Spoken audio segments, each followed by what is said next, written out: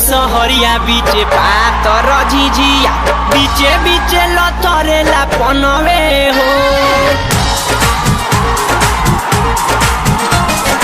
गौआ सहरिया बीचे पातर झिझिया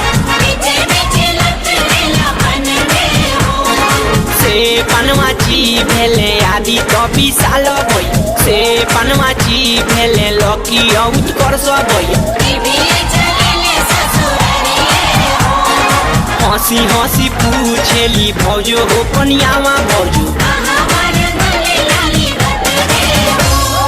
तोरा नई हारवा धनु मोरा ससुररिया साली सरहद रंगे लाली दोतवे हो।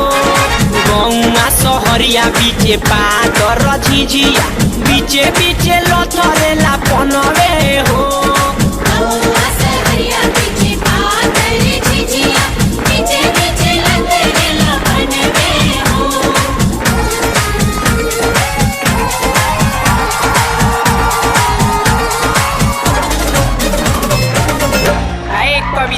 डलिया वाले के जो ना मांगना लिया रे अब कितना गई बस अभी 10 दुआरी जाए के बाद सांझ के रामायणो देखे जाए के बाद उठाम ना डलिया बा जो ना मांगना लिया कौन है कि भर डलिया चाउर दी हन ना तो बिहान से अइबो ना करेम सन मांग लिया जो दौड़ जुट जल्दी चल ना फलना चाचा का दुआरवा पर ना तो बिहान से फिर बड़ा दिक्कत हो जाई कह दिया। राम शेर भर सरसौआ माँ बिके देली हो ना राम कुछु चुए तेला कुछु चुए पानी हो ना।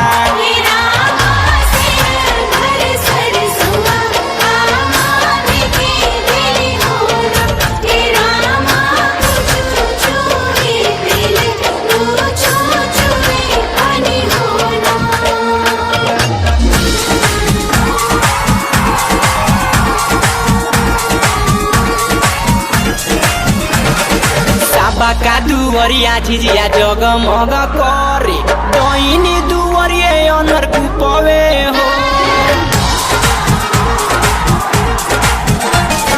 साबा का दुवरिया झिझिया जगमग करे कइबे तको डैनी को तारा मछरिया ओझा जी के सोझा जनी पड़ी है नजरिया।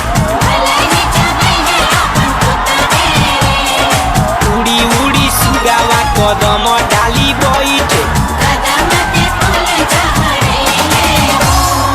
एक ओरी चुनेला बुझावा वो झिनिया तुझे ओरी चुने जेठ भइए हो। साबा का दुवरिया झिझिया जगमग करे डैनी दुवरिये अनर कुपवे हो।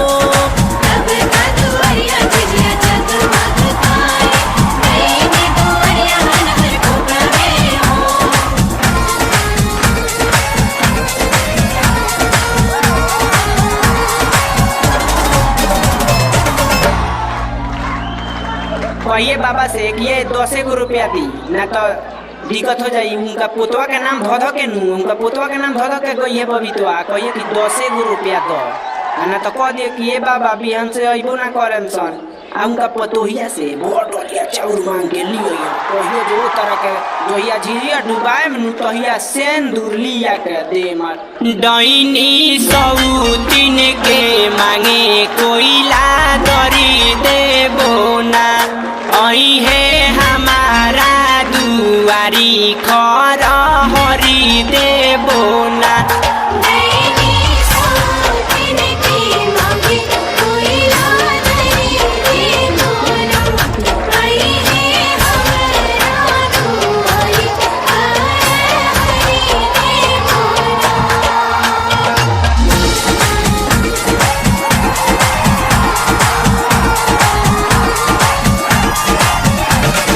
चल रे डैनी बरहम तर अपन बेटावा खोई है बरहम तर चल चल रे डैनी अपन बेटावा खोई है अपन भातारा खोई है चल चल रे डैनी तीन पेड़िया पेड़िया पर तीन पेड़िया पर जाके देखा करेली साथे लवंग के संगे